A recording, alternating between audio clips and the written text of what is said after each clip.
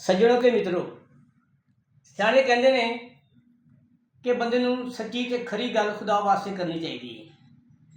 ਸਾਬਿਕ ਵਜ਼ੀਰ ਆਜ਼ਮ ਇਮਰਾਨ ਖਾਨ ਪਾਕਿਸਤਾਨ ਤਹਿਰੀਕ ਇਨਸਾਫ ਦੇ ਦੌਰ ਦੇ ਵਿੱਚ ਦਵਾਈਆਂ ਦੀਆਂ ਕੀਮਤਾਂ 3% ਵਧੀਆਂ ਸਨ ਅਤੇ ਸਾਡੇ ਇਲੈਕਟ੍ਰੋਨਿਕ ਮੀਡੀਆ ਅਤੇ ਪ੍ਰਿੰਟ ਮੀਡੀਆ ਨੇ ਅਸਮਾਨ ਨੂੰ ਸਿਰ 'ਤੇ ਚੱਕ ਲਿਆ ਸੀ।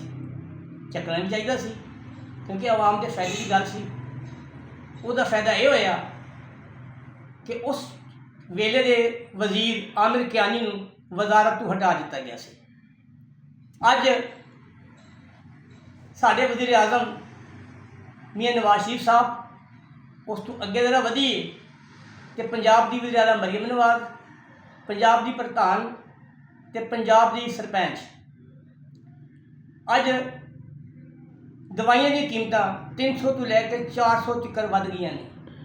ਆਮ ਆਦਮੀ ਦੀ ਕੁਵਤ ਖਰੀਦ ਜਵਾਬ ਦੇ ਗਈ ਹੈ ਅਤੇ ਸਾਡਾ ਇਲੈਕਟ੍ਰੋਨਿਕ ਮੀਡੀਆ ਵੀ ਚੁੱਪ ਹੈ ਅਤੇ ਸਾਡਾ ਪ੍ਰਿੰਟ ਮੀਡੀਆ ਵੀ ਚੁੱਪ ਹੈ। ਖਰੇ ਇਹਨਾਂ ਨੂੰ ਸੱਪ ਸੂੰਘ ਗਿਆ ਵਾ।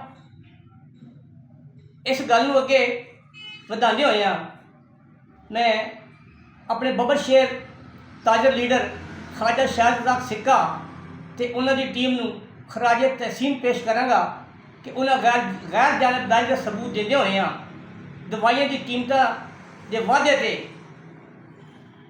ਪੁਰਜ਼ੋਰ ਅਪੀਲ ਕੀਤੀ ਹੈ ਕਿ ਦਵਾਈਆਂ ਦੀ ਕੀਮਤਾਂ ਦਾ ਜਿਹੜਾ ਵਾਧਾ ਹੋਇਆ ਵੈ ਇਹਨੂੰ ਵਾਪਸ ਲਿੱਤਾ ਜਾਵੇ। ਅਤੇ ਉਹਨਾਂ ਨੇ ਆਮ ਆਦਮੀ, ਮਾਝਾ, ਗਾਮਾ, ਸਾਜਾ, ਸਾਕਾ,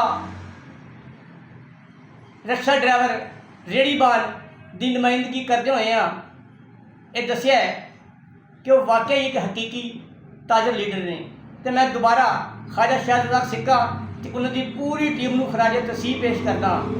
ਜੀਵੇ ਜੀਵੇ ਸੋਹਣਾ ਦੇਸ਼ ਪੰਜਾਬ।